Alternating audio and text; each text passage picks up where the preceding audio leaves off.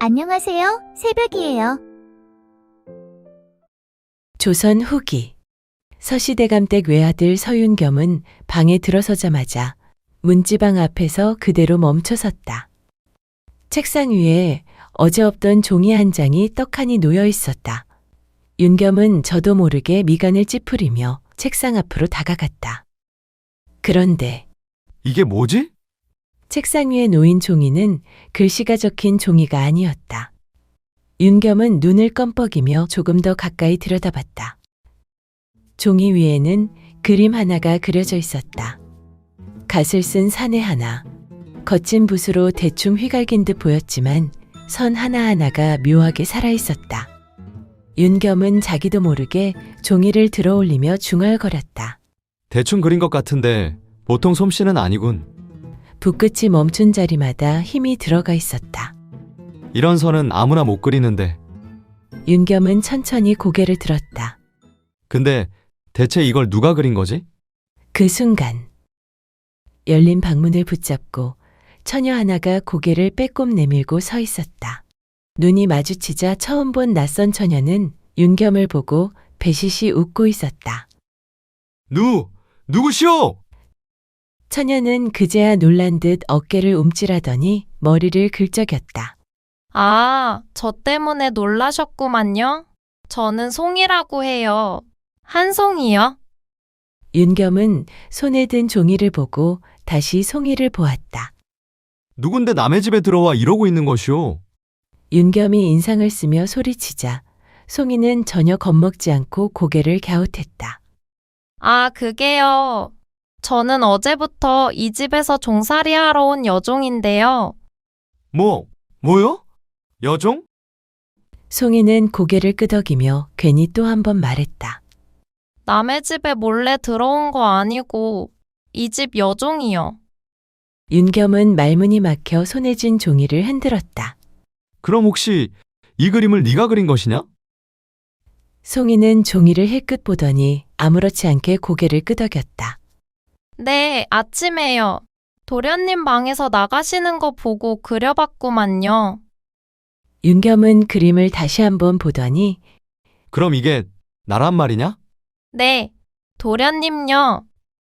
여종이 허락도 없이 내 방에 들어와서 이걸 그렸다고?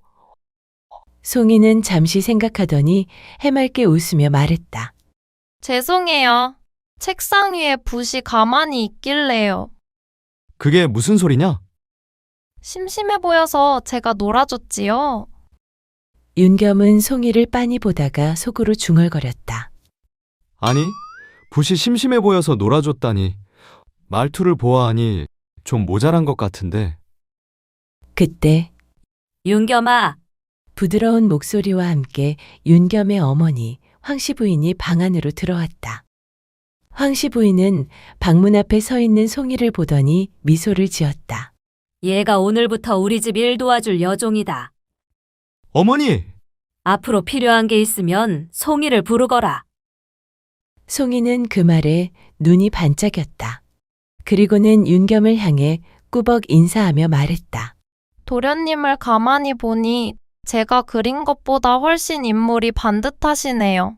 부르시면은 언제든지 올게요. 근데요, 밥 먹고 있을 때만은 부르지 마셔요. 그땐 제가요, 세상 소리가 하나도 안 들려요. 말이 끝나자마자 송이는 신이 난 얼굴로 부엌 쪽으로 달려갔다. 아니, 어머니. 윤겸이 뒤늦게 물었다. 갑자기 왜 여종을 들이셨습니까? 황씨 부인은 잠시 숨을 고른 뒤 말했다. 이모댁에서 일을 하던 안악이 갑자기 숨을 거뒀다지 뭐냐. 그 집에 딸 하나가 남았는데 오갈 데도 없고 좀 느린 아이라더구나.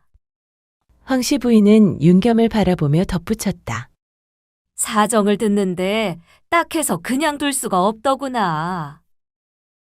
윤겸은 부엌 쪽으로 사라진 송이의 뒷모습을 말없이 바라봤다. 이 집에 대체 어떤 여종이 들어온 거지? 며칠 뒤 송이가 서씨댁에 들어온 뒤로 윤겸은 어딜 가든 늘 기척 하나를 달고 다녔다. 돌아서면 어김없이 배시시 웃는 송이가 서 있었다. 아니, 너는 왜 자꾸 날 따라오느냐?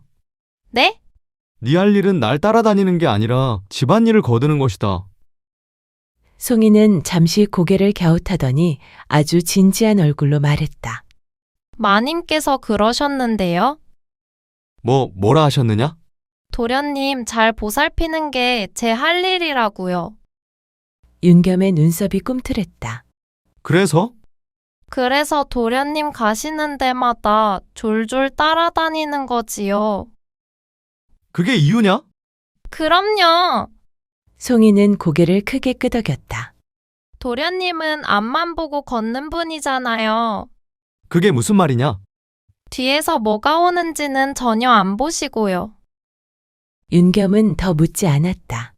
괜히 묻는 쪽이 손해라는 걸 이미 여러 번 깨달았기 때문이다. 그때였다. 비켜라! 장터 쪽에서 거친 고함이 들려왔다. 짐을 잔뜩 실은 큰 소 한 마리가 고삐에 끌린 채 사람들 사이로 들이닥치고 있었다. 윤겸은 소리를 듣고도 미처 몸을 피하지 못했다. 그 순간 도련님! 송이가 냅다 달려들어 윤겸의 소매를 획 잡아당겼다.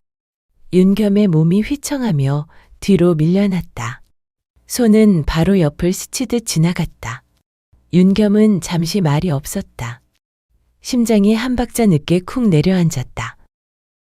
송이는 윤겸 팔을 꼭 붙든 채 눈을 치켜뜨고 소 쪽을 노려보더니 중얼거렸다. 아이고, 소눈이 장식인가? 윤겸은 그제야 숨을 내쉬었다. 나는 괜찮다. 괜찮긴요. 송이는 윤겸을 위아래로 훑어보았다. 도련님, 소뿔이 얼마나 센데요? 저 아니었으면 지금쯤 도련님은 소랑같이 굴러다니셨을걸요? 윤겸은 어이없다는 듯 코웃음을 쳤다. 나 참 별소리를 다 하는군. 송이는 윤겸 얼굴 가까이 다가와 싱긋 웃었다. 거봐요. 뭘 말이냐? 이래서 제가 필요한 거라니까요. 잠시 후 송이는 아무 일도 없었다는 듯 배를 문질렀다. 도련님, 또 뭐냐? 제가 오늘 도련님 목숨을 구해드렸잖아요. 윤겸의 걸음이 멈췄다. 그래서? 떡 하나만 사주시면 안 될까요? 떡? 네. 송이는 진지했다. 점심을 시원찮게 먹었더니 속에서 북이 울려요. 윤겸은 한참 송이를 내려다보다가 못 이긴 듯 말했다. 그럼 딱 하나다. 와! 장터 안으로 들어서자 송이의 눈이 번쩍 뜨였다. 사람도 물건도 냄새도 전부 신기한 얼굴이었다. 도련님, 저기요. 또 뭐냐? 저거요. 송이는 좌판 하나를 가리켰다. 인절미! 인절미요. 윤겸이 고개를 돌리기도 전에 송이는 이미 그 앞에서 팔딱팔딱 뛰고 있었다. 저거 진짜 맛있어요. 알았으니 제발 가만히 좀 서라. 결국 윤겸은 인절미 몇 조각을 사주었다. 송이는 양손에 쥐고 우걱우걱 먹기 시작했다. 천천히 좀 먹어라. 누가 빼앗기라도 하느냐? 그러다 목에 걸리겠다. 도망갈까 봐요. 뭐? 누가 도망을 간단 말이냐? 떡이요. 엉뚱한 송이의 대답에 윤겸은 한숨을 길게 내뱉고 고개를 절레절레 저었다. 그렇게 장터를 지나던 중 윤겸은 한자리에 발길을 멈췄다. 좌판 위에 분 몇 자루와 물에게는 색들이 나란히 놓여 있었다. 윤겸은 그냥 지나치려다 뒤에서 해맑게 따라오는 송이를 힐끗 보았다. 그리고 잠시 망설이다가 상인에게 말했다. 그림 그리기 좋은 붓 2자루 주시오. 네, 종이는요? 넉넉히. 그리고 색도 조금 주시오. 윤겸의 말에 장사꾼이 고개를 끄덕였다. 그때였다. 뒤에서 송이가 눈을 크게 뜨고 윤겸을 올려다보았다. 도련님, 글 공부하시려고요? 아니다. 그럼요. 윤겸은 괜히 퉁명스럽게 말했다. 네 그림 솜씨가 생각보다 괜찮더구나. 송이는 눈을 깜빡였다. 제가요? 그래. 윤겸은 물건을 받아 송이 쪽으로 내밀었다. 그러니 이거 바꿔라. 송이는 붓과 종이를 보며 고개를 절레절레 흔들었다. 아이고, 도련님. 흙바닥이 제 종이고 나뭇가지가 제 붓인데요. 이런 걸 다 사주시다니 괜히 돈 쓰신 거 아니에요? 윤겸은 대답 대신 그 물건들을 송이 품에 밀어 넣었다. 귀찮아서 그런다. 이제 나 졸졸 따라다니지 말고 그걸로 그림이나 그려보거라. 제가 감히 이런 걸 받아도 되나요? 쓸 도구가 있으면 그림도 달라지는 법이다. 윤겸은 돌아서며 덧붙였다. 오늘 날 살려줬으니 그냥 바꿔라. 송이는 한참을 서서 붓을 내려다보다가 환하게 웃었다. 도련님, 뭐? 저 이거 아주 조심히 쓸게요. 윤겸은 대답하지 않았다. 다만 입꼬리가 아주 조금 올라가 있었을 뿐이었다. 송이가 서시댁에 들어온 지도 어느덧 며칠이 지났다. 허나 아무것도 해본 적 없는 송이는 무엇 하나 제대로 하는 법이 없었다. 그릇을 닦다 쨍그랑. 물은 길어오면 반은 엎질러지고 빨래는 널어 놓아도 늘 축축했다. 아이고야, 또 깨먹었네. 종살이 안하기 허리에 손을 얹고 혀를 끌끌 찼다. 도대체 뭘 가르쳐도 손에 붙질 않네. 손에 붙질 않아. 송이는 깨진 그릇 조각을 쥔 채 눈만 몇 번 깜빡였다. 그게요, 죄송해요. 제가 뭐든 좀 늦게 배워서요. 늦기는 뭐가 늦어? 아이고야, 나원 참 가르치면 알아먹어야 할 것 아니냐. 마님은 또 어찌 이런 애를 데리고 오셨는지. 그때였다. 그만하시게. 마루 끝에서 황씨 부인이 내려왔다. 종살이 안악은 순간 입을 다물었다. 모르면 천천히 가르치면 될 일이지. 어찌 그리 다그치느냐? 황씨 부인은 송이를 바라보며 말했다. 송이야, 처음부터 잘하는 사람은 없다. 그릇이 깨지면 다시 닦는 법을 배우면 되는 거고, 물 넘치면 덜 기르면 되는 거다. 송이는 고개를 끄덕이며 진지하게 말했다. 다음엔 조금만 깨먹을게요. 그래, 황씨 부인은 참다 못해 웃음을 흘렸다. 어느 날 오후였다. 윤겸은 책을 끼고 방으로 들어가다 말고 마루에 서 있던 송이를 불렀다. 송이야. 송이는 금세 달려왔다. 예, 도련님. 나는 이제 글 공부를 할 터이니 해지기 전까지는 내 방에 들지 말고. 송이는 고개를 끄덕였다. 네, 그럼 저는 뭘 하면 될까요? 윤겸은 송이의 시선을 피하며 말했다. 괜히 서성이지 말고 내 방 앞에서 그림이나 그리고 있거라. 송이의 눈이 반짝였다. 정말요? 그래. 윤겸은 퉁명스럽게 덧붙였다. 대신 방해는 절대 하지 말고. 알겠느냐? 네, 도련님. 송이는 마루 끝에 자리를 잡았다. 윤겸이 사준 종이를 펴고 먹을 가라붓을 들었다. 그때 마당을 어슬렁거리던 집안의 누렁개 한 마리가 마루 아래에 풀썩 엎드렸다. 송이는 그 모습을 한참 바라보다가 슬그머니 붓을 움직였다. 하품하며 벌린 입, 앞발을 쭉 뻗은 모양, 꼬리를 툭툭 치는 모습까지. 붓은 망설임 없이 움직였다. 담벼락 아래에는 능소화가 흐드러지게 피어 있었다. 붉은 꽃잎이 담을 타고 흘러내리는 모습이 마치 불꽃처럼 보였다. 송이는 그 꽃도 놓치지 않았다. 그때 마당을 지나던 서대감이 걸음을 멈췄다. 응? 서대감은 송이 앞에 놓인 종이를 내려다봤다. 마루 아래 늘어진 개 한 마리, 담장에 기대 핀 능소와 그 아래 번진 여름벼까지. 잠시 말이 없던 서대감이 낮게 중얼거렸다. 이건 그냥 끄적인 그림은 아니구나. 송이는 고개를 들었다가 깜짝 놀라 붓을 놓칠 뻔했다. 아, 대감마님. 이걸 네가 그렸느냐? 송이는 머리를 긁적였다. 네, 개가 곱게 자고 있길래요. 서대감이 웃음을 삼켰다. 개가 가만히 자고 있길래 그린 것이냐? 움직이면 못 그려서요. 그 말에 서대감의 입꼬리가 살짝 올라갔다. 그럼 저 꽃은 능소하여. 바람 불면 떨어질까봐 미리 그려놨어요. 서대감은 한동안 그림에서 눈을 떼지 못했다. 이 그림은 밖에 내놔도 부끄럽지 않겠구나.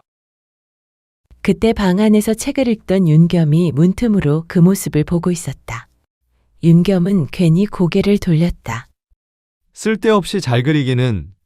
그러면서 윤겸은 책보다 마루 끝에서 들려오는 붓소리에 더 오래 귀를 기울였다. 어느 날이었다. 윤겸이 글 공부를 하러 나가고 집안일도 마땅히 할 것이 없자 서시대는 한동안 조용했다. 심심해진 송이는 대문 앞을 서성이다가 결국 밖으로 발을 내디뎠다. 그날은 볕이 유난히 고왔다. 송이는 윤겸이 사준 종이와 붓을 품에 안고 집 뒤 계곡으로 내려갔다. 물소리가 크지 않아 붓소리를 가리기엔 딱 좋은 곳이었다. 바위 아래 그늘에 앉아 송이는 한참을 아무것도 하지 않고 계곡을 바라보았다. 그 흐름을 그대로 옮기듯 송이의 붓이 움직였다. 바위의 그림자, 물 위에 흔들리는 햇살, 멀리 서 있는 나무 한 그루까지. 그때였다. 송이가 고개를 돌리자 지팡이를 짚은 노인이 그림을 내려다보고 서 있었다. 이걸 네가 그린 것이냐?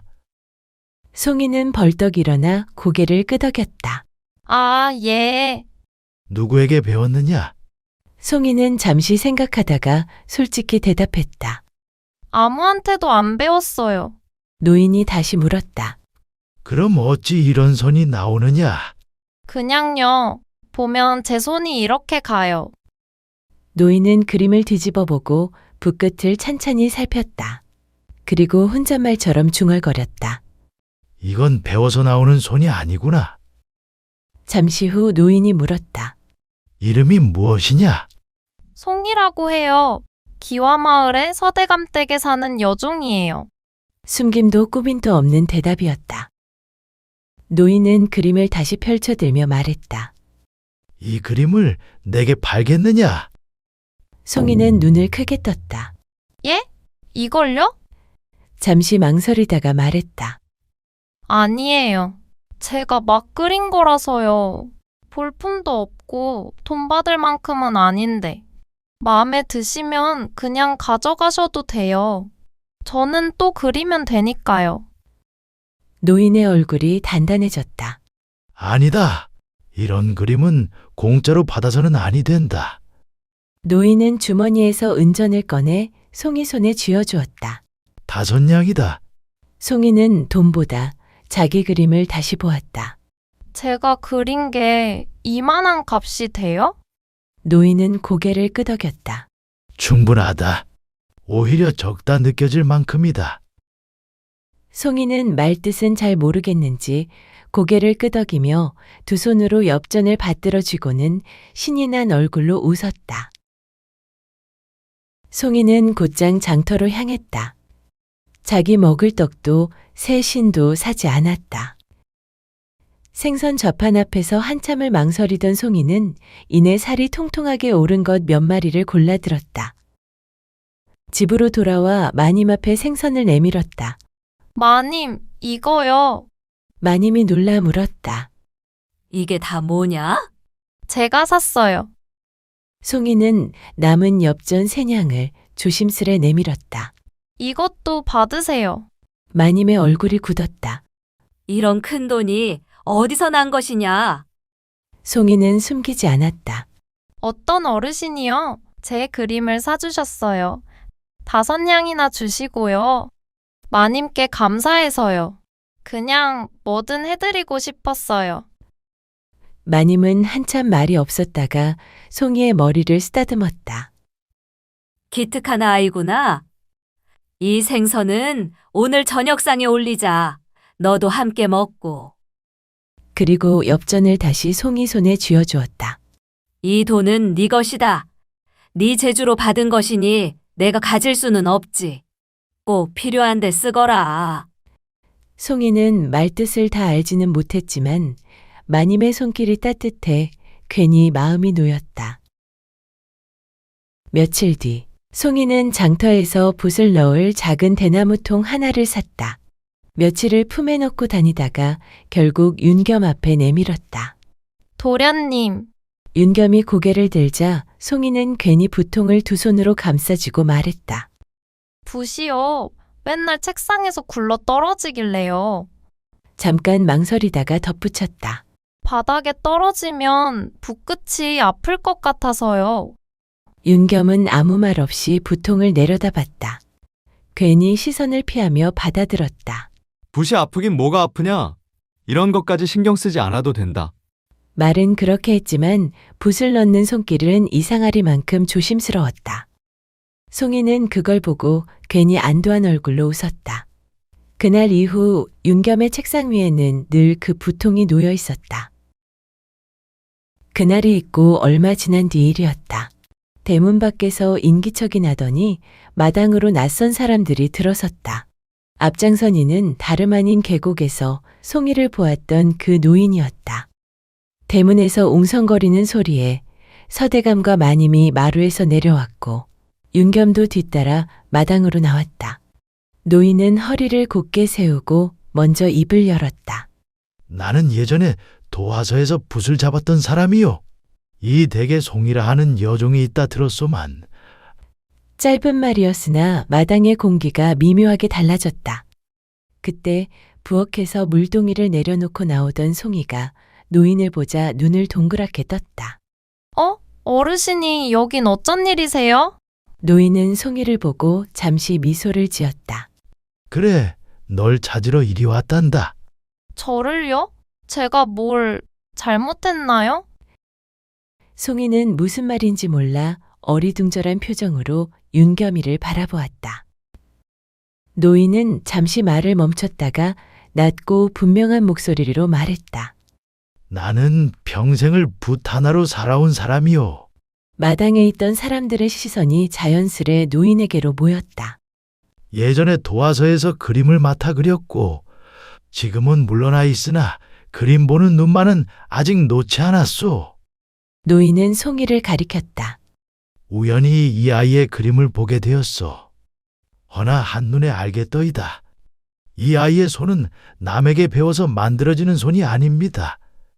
형태를 흉내내는데 그치는 손이 아니라 숨결과 기운을 그대로 옮기는 손이지요. 마당에 있던 사람들의 시선이 자연스레 송이에게로 모였다. 윤겸이 한 걸음 앞으로 나섰다. 그래서 송이를 어찌하겠다는 말씀이십니까? 노인은 고개를 끄덕이며 대답했다. 도화서로 데려가고 싶소. 마당이 술렁였다. 노인은 서둘러 말을 이었다. 내 거처에서 붓을 잡는 법부터 다시 가르치고 안료를 다루는 법, 그림을 보는 법을 익힌 뒤 잠시 말을 고르고는 또렷하게 말했다. 도화서에 정식으로 연을 대어 견습으로 드리고 싶소. 서대감이 낮게 물었다. 그 아이는 여종이요. 윤겸의 얼굴이 굳었다. 송이는 우리 집 여종입니다. 그림을 좀 그린다 하여 함부로 거처를 옮길 수는 없지요. 이 집에서 지내는데 아무 탈도 없습니다. 노인은 잠시도 망설이지 않았다. 압니다. 허나 재능은 신분을 가리지 않습니다. 이 손을 여종의 손으로만 두기엔 너무 아깝소. 그때 마님이 조용히 입을 열었다. 윤겸아, 윤겸이 돌아보자 마님은 송이를 보고 있었다. 송이가 그만한 손을 가졌다면 이 집 마루 끝에만 두는 것이 과연 옳은 일이겠느냐? 윤겸의 목소리가 높아졌다. 어머님! 마님은 흔들리지 않았다. 여종이라 해서 재능까지 묶어둘 수는 없지 않느냐? 그 말에 송이가 그제야 상황을 알아챈 듯 두 손을 꼭 움켜쥐었다. 싫어요. 모두의 시선이 송이에게 쏠렸다. 저 여기 있을래요. 마님도 계시고 도련님도 계시고 말끝이 조금 떨렸지만 고개는 숙이지 않았다. 저는 여기가 좋아요. 윤겸은 그 말을 듣고도 아무 말도 하지 못했다. 노인은 송이를 한참 바라보다가 부드럽게 말했다. 아가야, 강요할 생각은 없다. 그리고 천천히 덧붙였다. 다만 네 손이 어디까지 갈 수 있는지 한 번쯤은 네 스스로도 알아야 하지 않겠느냐? 누군가는 보내야 했고, 누군가는 붙잡고 싶었으며 송이는 그 사이에 서 있었다. 그때 노인이 먼저 고개를 숙였다. 천천히 생각해 보시오. 급히 답을 주실 일은 아니오. 허나 마음이 움직이거든 언제든 나를 찾아오시게. 도화서에서 최덕이라 이름을 대면 될 것이오. 노인은 그렇게 말하고 조용히 마당을 나섰다. 그날 밤 서대감과 마님, 윤겸, 그리고 송이는 안채에 마주 앉았다. 서대감이 먼저 입을 열었다. 아까 그 노인의 말은 가볍게 들을 이야기는 아니었다. 마님이 부드럽게 말을 이었다. 송이야, 너는 아직 어리고 여종으로 살기엔 그림 실력이 너무 아깝구나. 송이는 고개를 들지 못한 채 말했다. 저는요, 그림 말고는 할 줄 아는 게 없어요. 윤겸이 낮게 말했다. 그림이면 충분하다. 마님이 윤겸을 한번 보고 다시 송이를 바라봤다. 널 알아본 분이 계시니 그 길로 가는 것도 복이다. 송이가 울먹이며 입을 열었다. 저 여기 있으면 안 될까요? 마님이 놀라 되물었다. 송이야, 송이는 두 손을 앞에서 꼭 쥐고 눈을 붉힌 채 고개를 들지 못하고 말했다. 여긴요, 매일 얼굴을 볼 수 있잖아요. 아침엔 부엌에서 음식 냄새도 나고요. 저녁이 되면 불도 켜지고요. 숨을 한 번 삼킨 뒤 더 작은 목소리로 말했다. 저는요, 이 집이 처음으로 집 같았어요. 고개를 숙인 채 마지막 말을 꺼냈다. 그래서 멀어지는 건 너무 슬퍼요. 마님은 한동안 송이를 바라보다가 조용히 품에 끌어안았다. 그래. 네 마음이 그러하다면 그리 하거라. 그제야 송이는 가늘게 숨을 내쉬었다. 며칠 뒤였다. 해가 중천에 오르기도 전 서시대감댁 대문 앞이 소란스러워졌다. 낯선 산의 서넛이 봉인이 찍힌 문서를 들고 서 있었다. 이곳이 서대감댁이 맞소이까? 서대감은 불길한 예감을 애써 누르며 문서를 받아들었다. 빛이 바랜 종이, 낯익은 이름. 선대 어른께서 생전에 연을 대고 맡으신 돈이요. 기한이 차 거두러 왔습니다. 서대감의 얼굴이 굳었다. 그게 무슨 말이오? 선친께선 그런 빚을 남기지 않으셨소. 사내는 담담하게 말했다. 그때는 빚이 아니었지요. 허나 주인이 갚지 못하고 나서 이제는 이댁 몫이 되었소. 문서 아래 적힌 액수는 서대감이 감당할 수 있는 것이 아니었다. 이럴 리가 없소. 이런 일은 들은 바가 없소. 말이 끝나기도 전에 서대감의 숨이 거칠어졌다. 가슴을 움켜쥐고 비틀거리다 그대로 마루에 무너졌다. 대감마님! 황씨 부인의 외침이 마당을 찢었다. 그러나 서대감은 끝내 다시 일어나지 못했다. 집안은 순식간에 기울었다. 가옥과 토지는 차례로 넘어갔고 사람들은 하나둘 발길을 끊었다. 며칠 뒤 세 사람은 짐이라 부르기에도 초라한 보따리 몇 개를 들고 도성을 벗어났다. 친척의 도움으로 겨우 구한 곳은 외딴 초가 한 채였다. 황씨 부인은 잠시 마루 앞에 서서 숨을 고른 뒤 말했다. 여기서 다시 시작하자. 허나 초가에서의 삶은 고됐다. 쌀독은 날이 갈수록 가벼워졌고 마님은 결국 자리에 누웠다. 기침 소리가 밤마다 방 안을 맴돌았다. 윤겸은 이를 악물었다. 날이 저물면 책을 폈고 등잔불이 꺼질 때까지 글을 놓지 않았다. 이번엔 반드시 붙어야 한다. 송이는 날이 밝으면 붓과 종이를 품에 안고 밖으로 나섰다. 산자락에 앉아 그림을 그리고 그 그림을 들고 장터로 나갔다. 그림 사세요. 제가 그린 건데요. 한 번만 봐주세요. 그러나 사람들은 그림을 스치듯 보고는 고개를 저었다. 아이고, 먹고 살기도 빠듯한 판에 그림이 밥을 먹여주나. 그때 힘없이 처진 송이의 어깨에 누군가 손을 얹었다. 그만하거라. 고개를 들자 윤겸이었다. 이런 데서까지 고개 숙일 필요 없다. 도련님이 여긴 어떻게... 윤겸은 괜히 시선을 피하며 말했다. 날도 찬데 네가 떨고 다니는 꼴은 보기 싫다. 잠시 뜸을 들이다 덧붙였다. 네가 좋아하는 떡이나 사줄 테니 따라오너라. 송이는 그제야 웃었다. 도련님 정말요? 그럼 인절미요. 윤겸은 툴툴대듯 말했다. 나 참, 또 인절미냐? 그러면서도 이미 떡 좌판 쪽으로 발을 옮기고 있었다. 해가 기울 무렵 윤겸과 송이는 빈손으로 초가에 돌아왔다. 손끝은 얼어붙었고 붓은 품 안에서 차가워져 있었다. 그 모습을 본 마님이 힘겹게 몸을 일으켜 송이의 손을 꼭 잡았다. 꽁꽁 언 손이었다. 송이야, 이제 장터엔 그만 나가거라. 마님은 송이의 손을 비비며 덧붙였다. 이 손 좀 봐. 이런 날에 밖에 서 있었으니 손이 얼음장일 수밖에 없지. 그러나 그날 밤 송이는 쉽게 잠들지 못했다. 그리고 문득 계곡에서 만났던 노인의 얼굴이 떠올랐다. 이런 손은 썩히면 안 된다. 마음이 움직이는 날이 오거든 나를 찾아오너라. 송이는 이불 속에서 두 손을 꼭 쥐었다. 그분이 계신 곳에 가면 내 그림으로 돈을 벌 수 있을지도 몰라. 그 생각이 떠오르자 가슴이 쿵 내려앉았다. 송이는 다음날 새벽 아무도 깨우지 않은 채 붓과 종이를 다시 챙겼다. 이번에는 장터가 아닌 그 노인을 찾아 조용히 떠났다.